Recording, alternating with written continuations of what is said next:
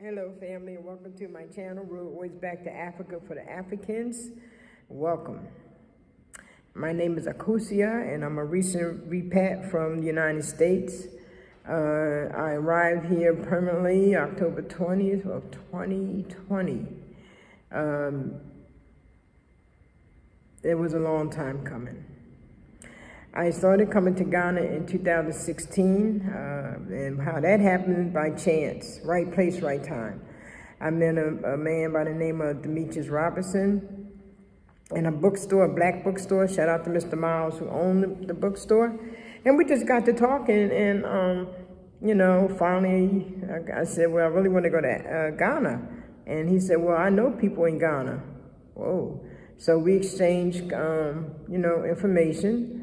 And we walked away, right?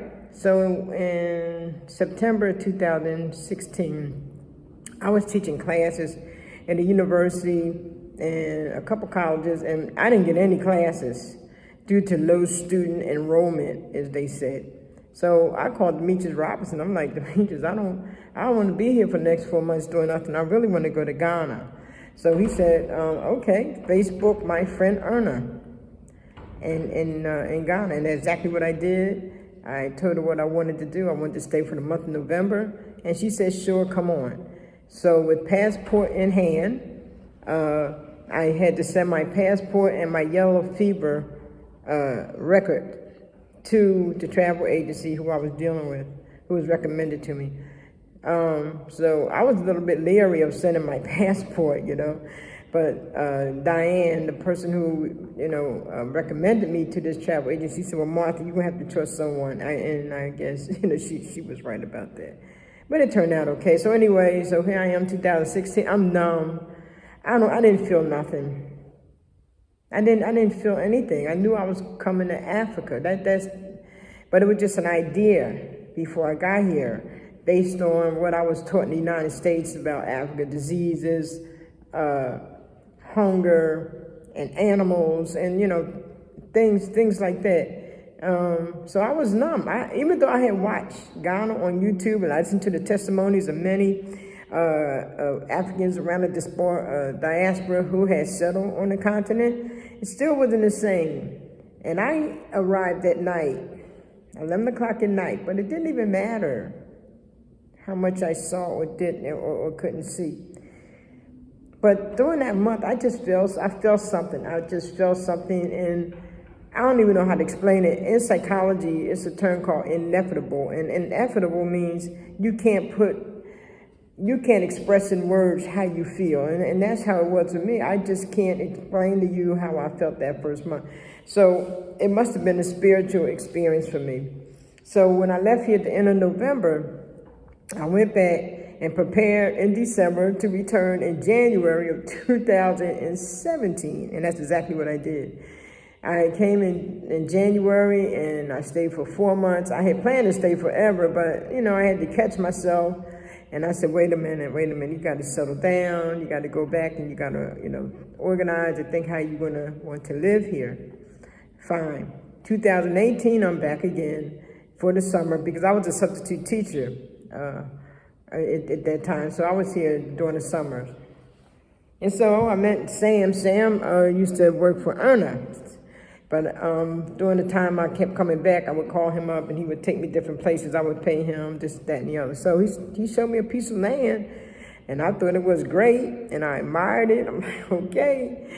And I bought the land, and then he said, well, you send me the money and I'll build your house. And that's exactly what I'm sitting in today. So I just took a chance, people. I just took a chance, I came by myself. I didn't have any fear. I just figured that if I didn't like it, I'd get on the plane and go back to the U.S., but that's not how it happened.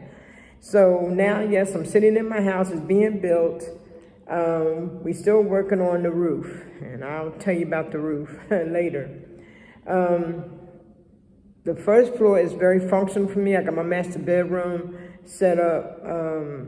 My kitchen is functional for me, bathroom, all that kind of good stuff. But like I said, we're at the end of it now, and after 3 years and 5 months, we're at the end of it.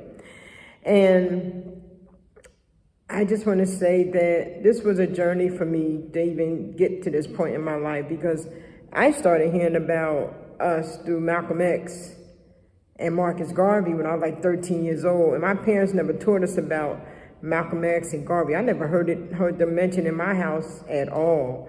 So I pretty much picked up my education from off the streets, from from my peers, or some adults who was talking about it, and I just got interested in it. And I'm to this day as a Malcolm X follower, and I always will be, and a Garvey follower. And so with that being said, Roadways Back to Africa for the Africans, it starts in your mind, and it will help a lot. It would help so much if you know some of the history of the Holocaust that took place in America, that impacted our ancestors. It really is a sad, sad story, but we need our ancestors to help us understand the conditions that we are in today in the United States. And we also need them to teach us who we are, you know. And so Roadways Back to Africa for Africans, I'm going to promote that Africans throughout the diaspora, please just come back home. Let your children watch the videos on YouTube. There's so many on there. Africans on the continent, Africans off the continent who are videotaping Africa. Wodemeyer, for example, his name is spelled Wodemayar. He is dispelling the myths. He is really dispelling the myths.